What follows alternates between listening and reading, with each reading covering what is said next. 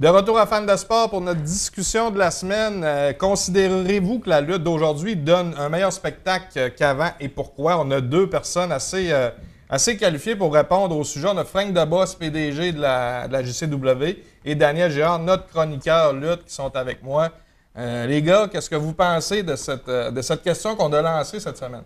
Daniel, on va commencer avec toi. Si vous permettez. Donc, il faut premièrement y aller avec la dimension spectacle et charisme, ainsi que la popularisation de la lutte. Okay. Au niveau spectacle et charisme, à l'époque, il y avait un ou deux gros noms, alors qu'il y avait plusieurs jobbers, si vous me permettez l'expression. Les jobbers, c'est des gens qui sont payés pour aller faire bien paraître les gros noms de la lutte. Exemple, on ne peut pas passer aux côtés de Hulk Hogan, André le Géant, Macho Man. C'était des gros noms de la lutte. Il y avait Ultimate Warrior aussi. Oui. Bref, il y a eu des énormes noms qui ont moussé la lutte d'une manière incroyable avec McMahon, le père, qui était propriétaire à l'époque WWF. Au niveau charismatique, il y avait très peu de moves, des mouvements de lutte avancés. C'était plus du théâtral, du geste, de l'expression, okay. Aller chercher la foule. Il y a aussi le fait que la lutte était moins connue. Donc, en étant moins connue, effectivement, les gens embarquaient plus au niveau du spectacle. En embarquant plus au niveau du spectacle, la lutte va chercher un auditoire plus agrandi. Alors ça, c'est ce qu'il y en est pour la lutte du passé. Pour ce qui est de la lutte du présent, la dimension charismatique est légèrement différente. Le langage est un peu plus gras. On y va moins avec aller chercher la foule, on y va plus avec les insultes envers l'autre. Le méchant gentil, c'est un peu moins présent.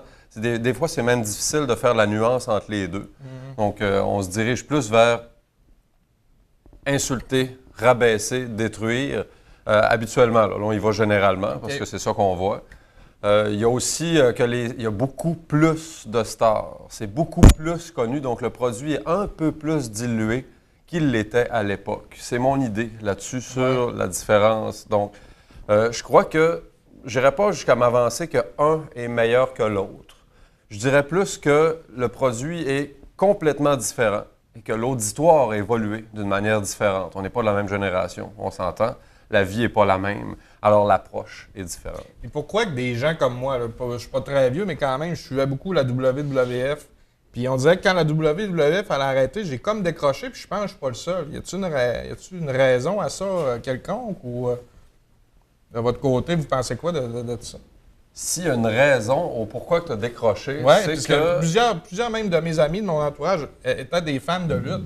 Puis à part vous écouter, là, moi je ne suis plus la WWE, je trouve que c'est beaucoup moins intéressant qu'avant, personnellement. Je pense qu'on y est avec le phénomène nostalgie. Ce que je veux dire par là, on entend souvent nos grands-pères ou même nos pères, nos parents, bref, qui disent « Ah, dans mon temps, c'était pas pareil. Aujourd'hui, c'est plus comme c'était. » Puis, c'est le phénomène nostalgie. C'est encore une fois une question d'évolution des gens. Tu as vieilli. Ouais. On s'entend, je ne veux pas dire que tu es vieux, parce que peut-être moins de cheveux blancs que moi, mais tu as vieilli, j'ai vieilli, nos parents ont vieilli, et en vieillissant, on a des paradigmes de pensée qui changent. On ne voit pas les choses de la même manière qu'avant. Effectivement. Donc, il y a aussi qu'à force de voir des choses de manière répétitive, bien, on vient ça devient comme un peu lassant, à moins d'être un fan fini. Moi, la lutte, quand j'avais 4 ans ou aujourd'hui, 30 ans plus tard, j'aime encore ça autant. Je l'écoute encore autant qu'avant. Oui, c'est pas pareil, mais j'ai suivi l'évolution. Alors qu'un fan occasionnel va plus voir ça d'une manière, pas fermée, mais d'une manière personnelle. Okay. Donc, tes goûts ont changé, tes intérêts ont changé et la lutte a évolué. Tes intérêts étaient la lutte de quand tu l'écoutais à l'époque. Comme il y a eu une évolution dans ce milieu-là, probablement que tes intérêts n'ont pas évolué dans le même sens. C'est ce qui fait qu'aujourd'hui, tu aurais décroché. On va parler à Frank un petit peu. Oui. Frank, vous avez beaucoup d'expérience au niveau de la lutte. J'imagine que ça fait longtemps que vous suivez la lutte. Avez-vous remarqué une différence par rapport à début des années 90, où il y avait les WrestleMania, puis on avait hâte que la cassette sorte pour aller la louer au club vidéo qu'aujourd'hui au niveau de la lutte? Oui, il y a une différence. Même, on peut dire qu'il y a une différence avec la lutte des années 60-70 que moi, j'ai connue. Ah! Hein? Pas parce qu'on a des cheveux blancs qu'on est nécessairement vieux. Je suis jeune de cœur. Donc, c'est important. Oui, la lutte a changé. Le pourquoi de ça? l'évolution des techniques, tout ce que tu vois qui se passe dans le ring. J'imagine qu'ils ont dû faire des tests, ils ont dû faire des cascades, puis à un moment donné, ils ont été plus loin, puis ils ont été plus loin. Les barrières ont été repoussées à des limites pratiquement inatteignables aujourd'hui. Oui. Il y a des gazelles qui sautillent en masse. Ah oui, oui. Puis, je veux dire, tu sais, tu as la lutte classique ou traditionnelle, mais tu as ce qu'on appelle le hardcore ou la lutte backyard. Je veux dire, quand ça se pitche dans de la barbelée puis des néons, moi, personnellement, je pense pas que c'est de la lutte. Fait qu'on peut peut-être tasser ça de côté, puis revenir à nos chapeaux, qui se trouvent à être la lutte qu'on a à la télévision aujourd'hui. Est-ce qu'elle a changé? Oui. Est-ce qu'elle a changé pour le mieux? Comme disait Daniel, moi, je pense pas. Ah oui, OK. Non, je pense pas. La lutte, c'est deux gladiateurs qui s'affrontent dans un arène.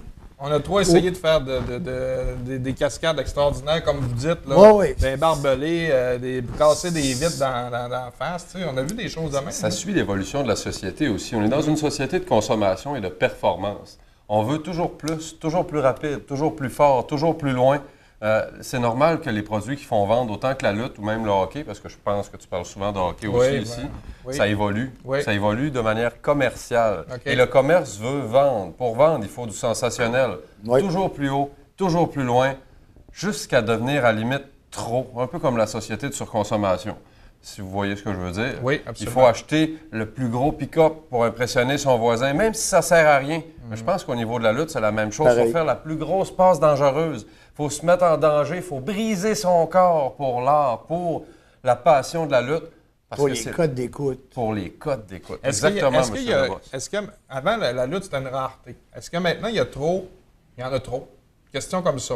Moi, personnellement, je pense que non. Tu sais, on a la on parle des grosses fédérations de lutte. Est-ce qu'il y a d'autres choses à part la WWE?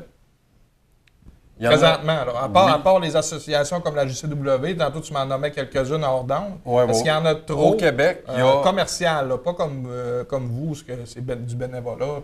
Puis, Si on ne parle pas des fédérations qui sont au Québec, là, parce qu'il y en a quand même quelques-unes qui sont télévisées, dont entre autres la JCW, bientôt la NSPW à Québec. C'est Steve Boutet qui m'en a fait part dernièrement. Il y a quelques autres fédérations qui ont des petits shows sporadiques, mais sans plus. Alors que en Ontario, il y a la Smash Wrestling qui ont leur propre canal, je crois, qui font des shows télévisés filmés avec un studio. C'est quand même assez professionnel. Ça, c'est encore dans ce qu'on appelle le indie. Au niveau vraiment professionnel, aux États-Unis, il y avait la TNA qui faisait des shows télévisés souvent. Par contre, ils viennent d'être vendus. Alors, la WWE, la WWE ont racheté la bibliothèque de vidéos. Et le reste de la compagnie a été acheté par quelqu'un d'autre. Alors, eux, c'est pas mal terminé. Je ne penserais plus qu'on va en entendre parler vraiment. Là, ça se termine bientôt. Il y a la ROH, Ring of Honor, qui, eux, font des shows télévisés et aussi des shows mensuels télévisés qu'ils vendent avec les DVD. Donc, c'est quand même quelque chose d'assez gros. Ça s'en vient bon. Puis, ils vont plus sur la dimension lutte que histoire. La WWE sont plus axés sur le théâtre. Alors... il y aurait la ROH aussi. Au Mexique, il y a la AAA et la Lucha Libre qui, eux, font des shows télévisés et aussi des shows mensuels. Mondialement parlant, là, je ne saurais pas aller jusqu'à plus loin qu'en Amérique, là, je crois. Mais quand même, il n'y a pas tant de grosses fédérations que ça. Pas vraiment. Il y a pas c'est un peu comme Microsoft dans l'informatique. Il y en a quelques-uns qui sont arrivés, mais au début, il y avait que eux.